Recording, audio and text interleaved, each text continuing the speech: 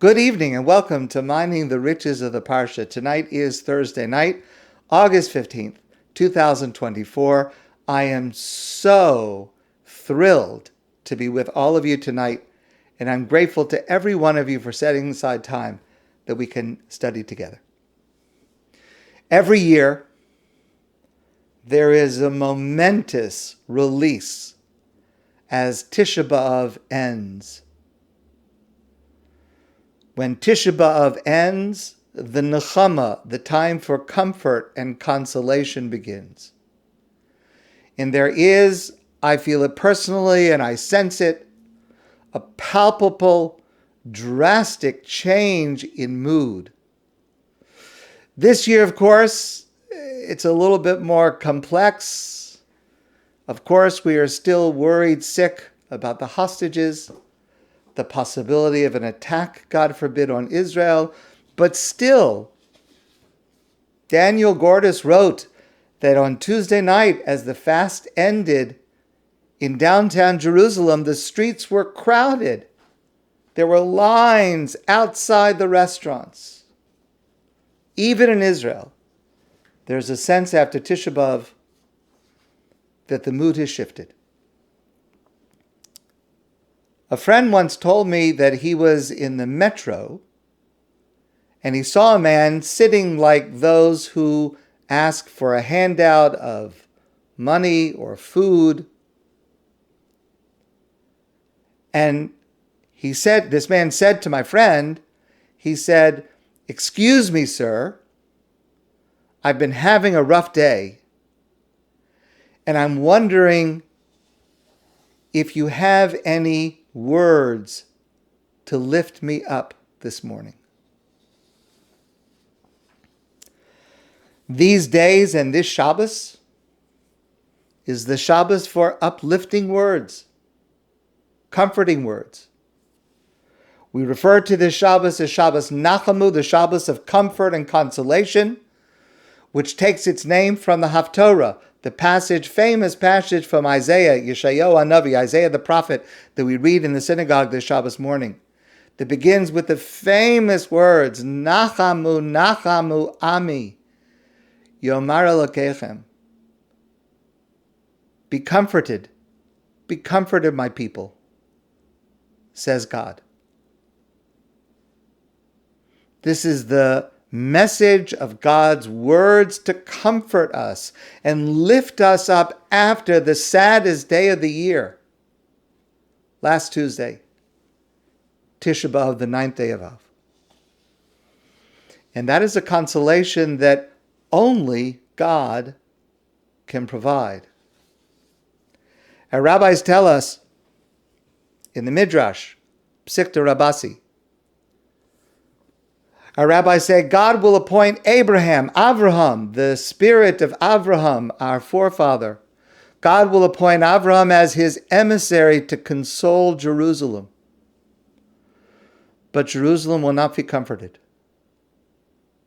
God will then call Yitzchak, but with the same result. Yaakov and Moshe fare no better.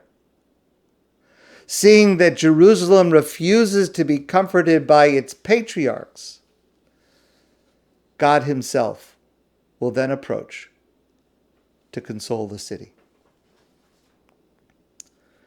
I've shared with some of you before a remarkable story.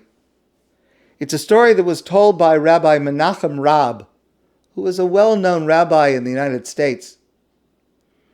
And he tells the story about something that happened in 1960. In 1960, Rabbi Rab took a group of his congregants as a group to Israel, a trip to Israel.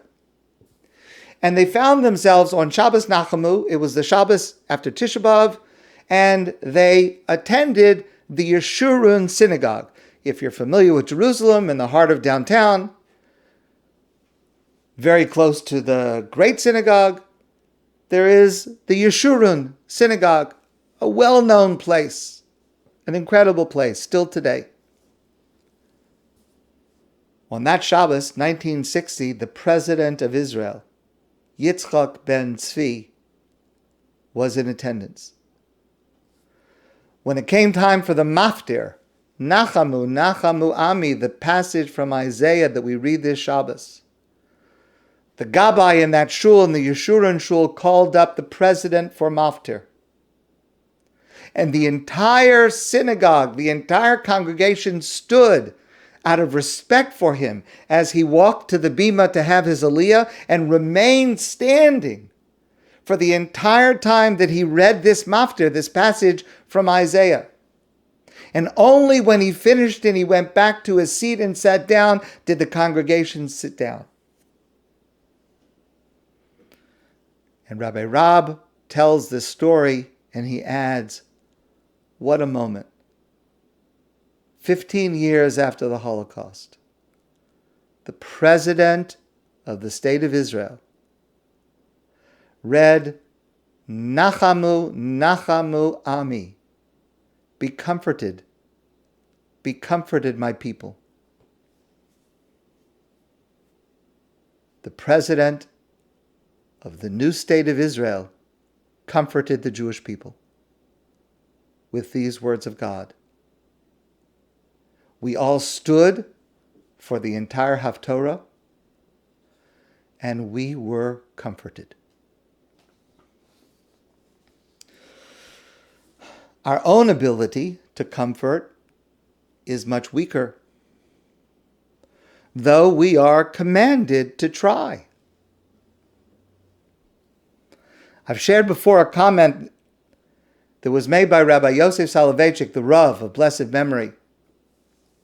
He once made an astounding statement. Now, the Rav did not exaggerate, and he certainly never expressed false modesty.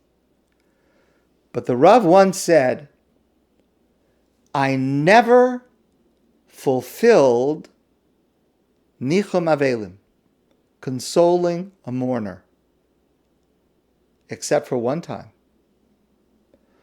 One time I went to a shiva house. I sat down with the mourner for over an hour without saying a word.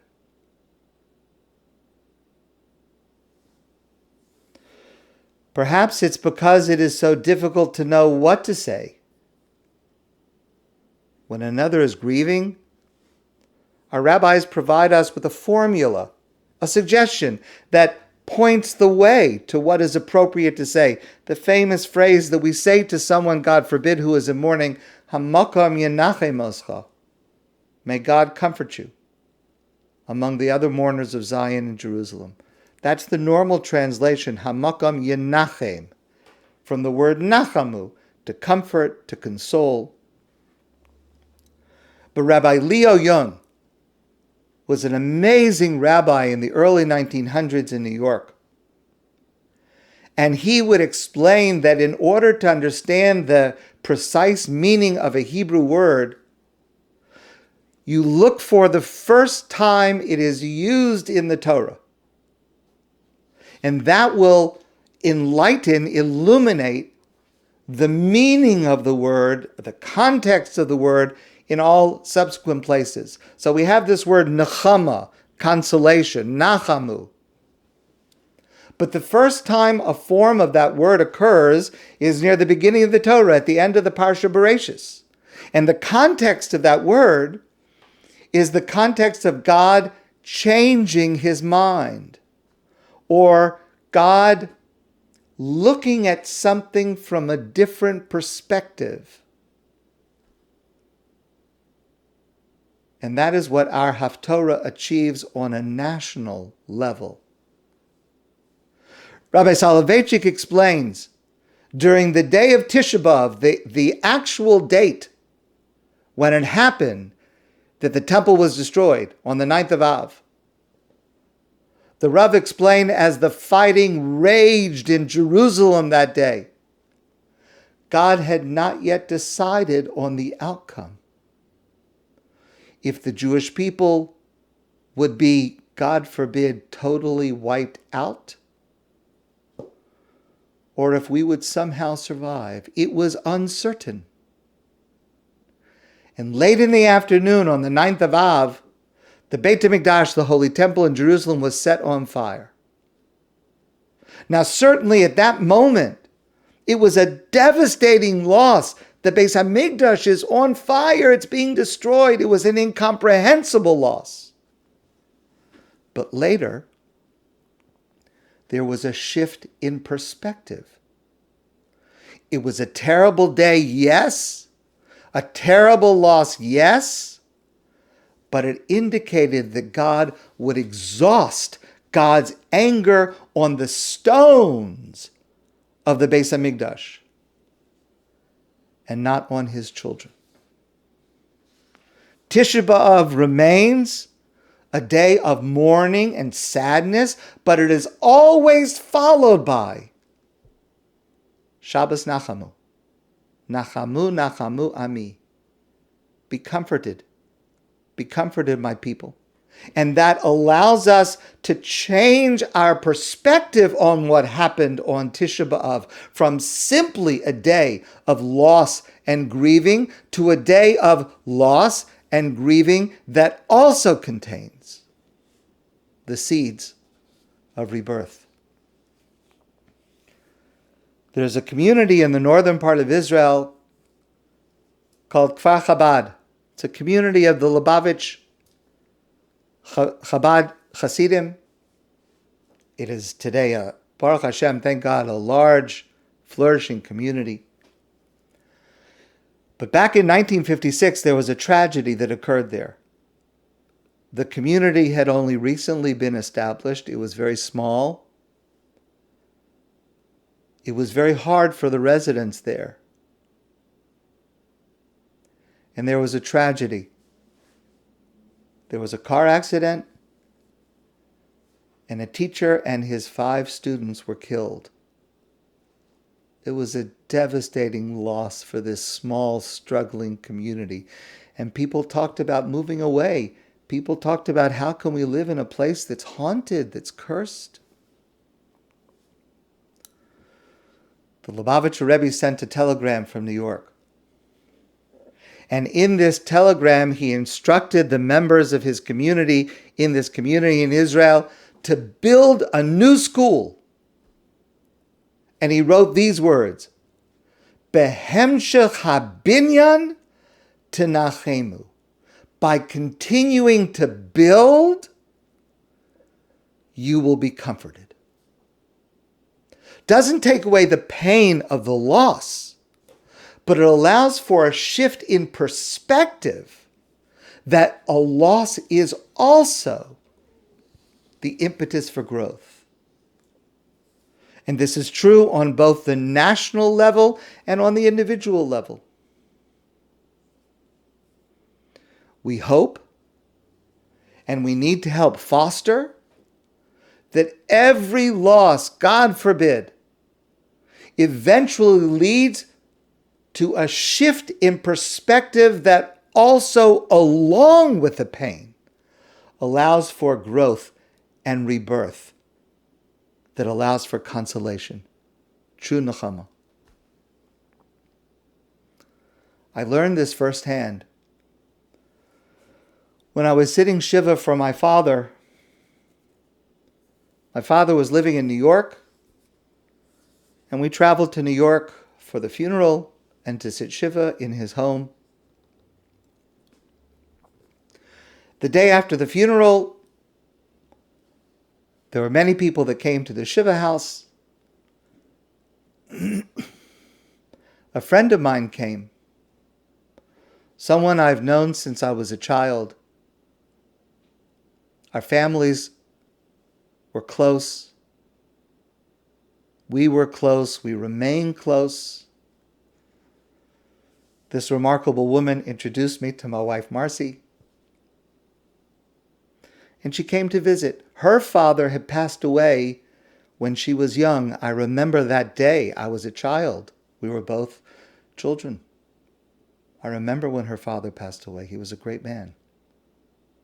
So she came to visit me and my family on the first day of Shiva, the first day after the funeral. And she said to me, what mitzvah are you going to take upon yourself in memory of your father? And I said to her, the funeral was just yesterday. Is this really the right time to think about that? And she said, yes, this is exactly the right time to think about it. You should think about it, and you should come to a decision now, today. And I did. Of course she was right. I did. I chose something, a very, very minor action, something that is a pale and slight form of one of the best aspects of my father's character. It's something that I do every day. And every time I do it, it connects me to my father. It allows me to reflect that I am a little bit of a better person in a very slight way because of my father. Behemshech habinyan tenachemu. By continuing to build and grow, we change our perspective and we will be comforted.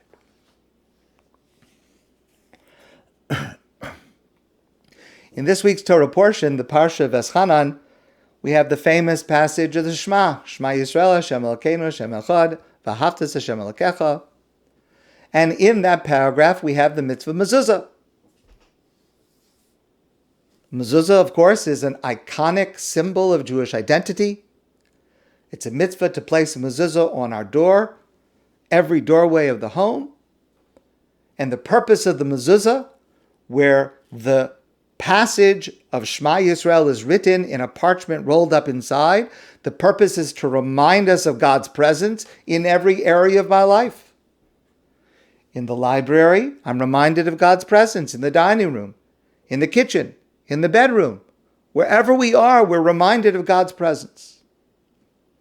Now, the mezuzah is placed on the right side of the doorway as we enter the room. And the way our custom is to place the mezuzah so that it is slanting. It's on an angle. The top is closer to the inside of the room, and the bottom is closer to the outside. And the reason for that slant is fascinating, and it's quite illuminating, because there is no classical opinion in Jewish law that the mezuzah should be placed on a slant. It doesn't exist. Rather, our practice is a compromise between two different opinions. There's one opinion that says the mezuzah should be straight up, and another opinion that says the mezuzah should be flat, horizontal. One vertical, one horizontal, two separate opinions. And at least among Ashkenazim, it is a universal solution to this disagreement to put it at an angle, in a compromise, halfway. Now, certainly, in any dispute between two people, the ideal solution is a compromise. But when it comes to Jewish law, we never find this. If there's a dispute between two opinions in Jewish law, either we follow the strict opinion or we follow the lenient opinion. I'm not familiar with any other example in Jewish law. If you can think of an example, please tell me, where there's a dispute between two authorities as to what to do, and the universal answer is to do it in the middle, to compromise. It just doesn't exist in Jewish law. But the mitzvah of mezuzah is unique, because the mitzvah of mezuzah is to remind us that even in our private lives, in our homes, to remind us of God's presence at every moment. And God's wish for us at every moment is shalom bayis, that there should be harmony within our home, that there should be peace within our home. And so every time we look at the mezuzah, we should be reminded of the need to compromise with our spouse, with our family members, with our friends. That's how to preserve shalom bayis, harmony within our home, in God's presence. Listen to how Rabbi Yosef Rimon explains this, expresses this. So he says as follows. Rashi, the famous commentator from almost 1,000 years ago, Rashi says that the mezuzah is supposed to be placed upright, vertical. The Rambam Maimonides says upright, vertical, like Rashi. The two of them agree. Rabbeinu Tam, the great Tosafist who lived in the generation after Rashi, says, no, it should be horizontal, flat. Now, imagine this to yourself, Rabbi Rimon says, in his unique way. Imagine that Rashi and the Rambam and Rabbeinu Tam came to visit your house. Of course, they didn't live at the same time. They didn't even know each other. They didn't live in the same place. Okay, but just imagine these three personalities show up at your front door. Rashi, the Rambam, Rabbeinu Tam. They come to your door and they look at your door and they look at the mezuzah. And Rashi says, that's not right. It's slanting. It's supposed to be straight up. What's it doing? The Rambam says, this time I agree with Rashi. It's not placed correctly. It should be straight up. It shouldn't be slanting. And Rabbeinu Tam says, it's not right. It should be flat. Why is it angled? All three of them would be unsatisfied by seeing the mezuzah on the front door of your house. No one's going to be happy. But that's the way of compromise.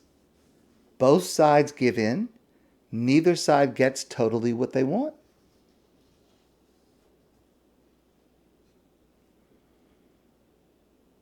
And what we would say to Rashi and the Rambam and Rabbeinu Tam standing at our front door, what we would say to them is, do you want that the family inside remains united? Do you want that there should be shalom bayis inside this home that you've come to visit? This family, like every single other, we have differences of opinion. We have different personalities here. Do you want us to be able to remain harmonious? The way to do that is only through compromise. And that's true as a family, it's true as a community, and it is true as a nation. The only way that we can stay harmonious is if everyone is willing to give in, to compromise, halfway. Rak bidracha shel hamezuzah nitan lishmor al achdut hamishpacha. Only by considering the placement of the mezuzah on an angle can we protect the unity of the family.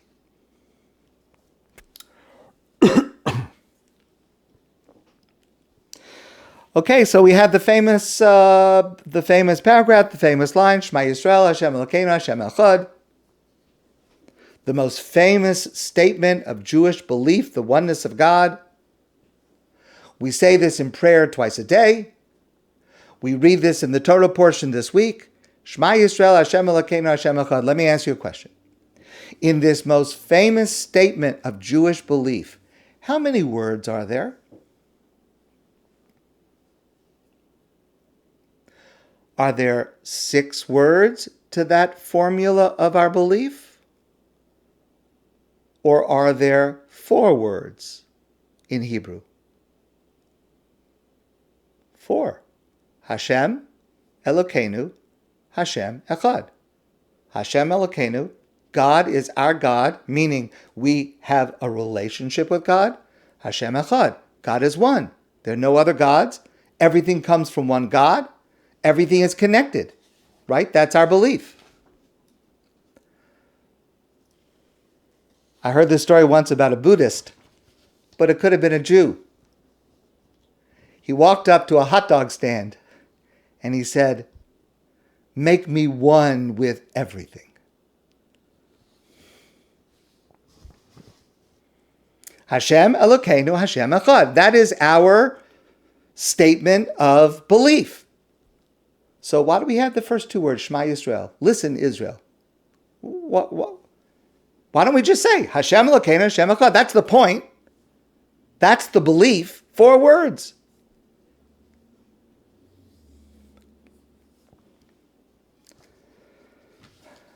My grandfather used to say this story. He would tell us many years ago, a student said, "Teach me wisdom, master." And the master said, "Very well, my son, listen." And the student said, "I am listening, proceed." And the master said, "There is nothing more to add, my son." My grandfather would usually tell us that when he thought we weren't paying sufficient attention to what he was saying. But it's really true. It's so important to make sure when you say something of import that the other person is ready to hear it, that they're prepared to hear it. Shema Yisrael, get ready, because what I'm about to tell you is really important. Hashem Elokeinu, Hashem Echad. I've shared this with some of you before in the name of Rabbi Yehuda Amital. Moshe comes to the Jewish people at the beginning of the book of Shemos, of Exodus, his first speech to the Jewish people, and it's incredible. It is a momentous, magnificent speech. He says to the Jewish people in Egypt, he says, we're going free. You're not going to be slaves anymore. We're going to go to Israel. God's going to take us out. You will become a holy people that will enlighten the world. Incredible, amazing speech that Moshe gives. His first speech. And the Torah says, V'lo shamu el Moshe, mikotze ruach u'me'avoda kasha. They didn't hear Moshe because of their shortness of spirit and the difficult work. I mean, they could hear the words. There was nothing wrong with their ears, but they couldn't absorb the message. They couldn't internalize it because they were suffering. They were not at a point where they could hear, absorb a message of freedom. And they didn't hear it. Did you ever say to someone, this happens to me sometimes, maybe it's happened to you, you say to a person, "Can I ask you a question?" And they say to you, "You just did." Okay. But the Talmud says that's what you should do. That's the polite thing to do. You say to a person, "Can I ask you a question?" In other words, what you mean is this a good time for me to speak to you? Are you able to focus on what I want to say? Is this a good moment for me to speak to you? And that's why we say these first 2 words, Shema Yisrael. It's not part of the statement of belief. It's the introduction. Shema Yisrael. Listen, please. What I'm about to say is very, very important. And so I want you to get ready. I want you to focus. I want you to remove all distractions. That's why we cover our eyes when we say the Shema. Let's get ready to say something really important. Shema Yisrael, are you ready? When you're ready, Hashem Elokeinu, Hashem Echad. God is one. And this is true in every conversation that we have, in every relationship that we have. Between parents and children, between spouses, between friends. So often we say things and we feel that we're being ignored, that our words have no impact, or worse, that our words have the opposite impact of what we intend. And there may be a number of reasons for that, but one reason might be because the person that I'm speaking to at that moment was not able to hear, was not prepared to listen. Maybe they were upset, maybe they were preoccupied, maybe they're in pain. So we have to be so careful to evaluate when to say what we want to be heard.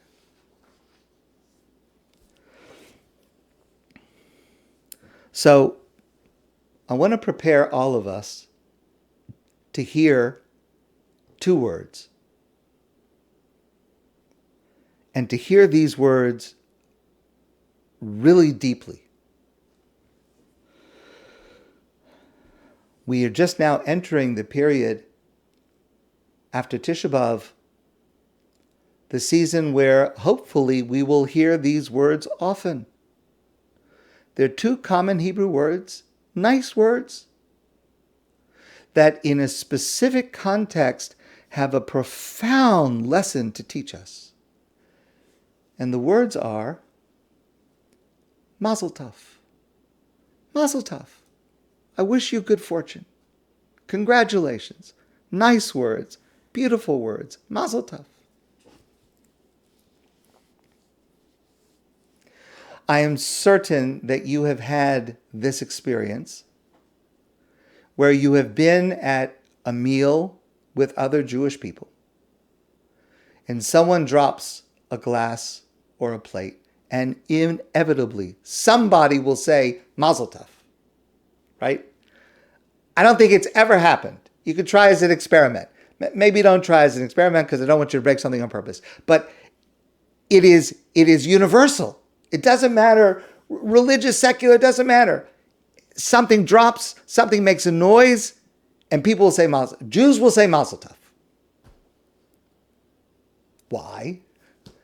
Why say Mazel Tov when somebody nebuch dropped a plate or a dish or a glass? Well, of course, because at a Jewish wedding, the last moment under the chuppah of the wedding ceremony, the groom breaks a glass, and breaking the glass, and the ceremony is over, and the couple is married. Mazel Tov. Everyone says Mazel Tov. So it's like a conditioned reflex. When we hear something breaking, we all say Mazel Tov.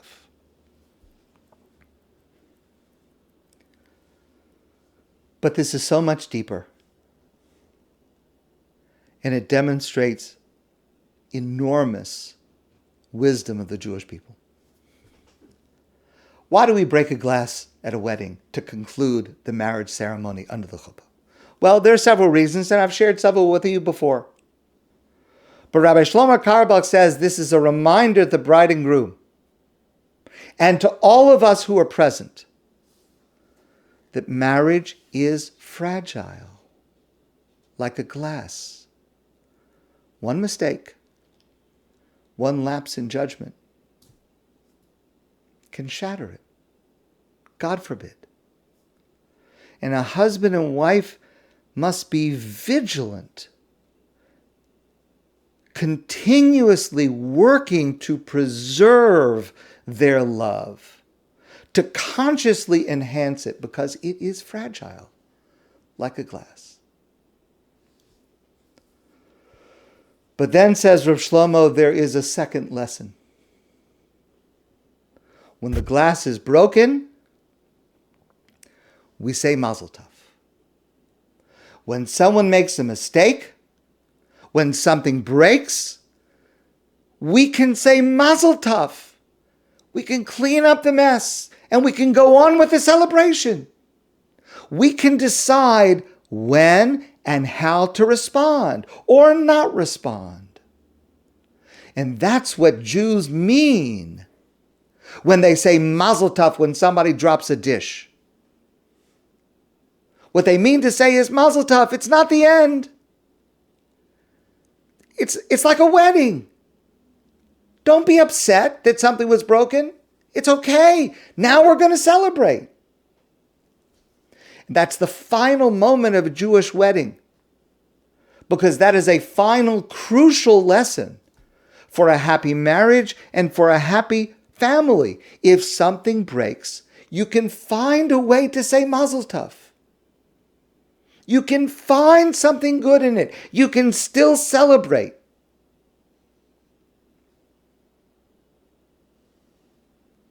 To be able to find a way to say Mazel Tov when something breaks is one of the deepest lessons that every Jewish wedding teaches us. So be ready when you hear those words. Be ready to remember the lesson from Shema Yisrael of being prepared to hear something really important, something breaks, we say Mazal Tov, and we celebrate. My friends, I wish you all a beautiful evening and a great Shabbos. And I look forward to seeing you soon in person.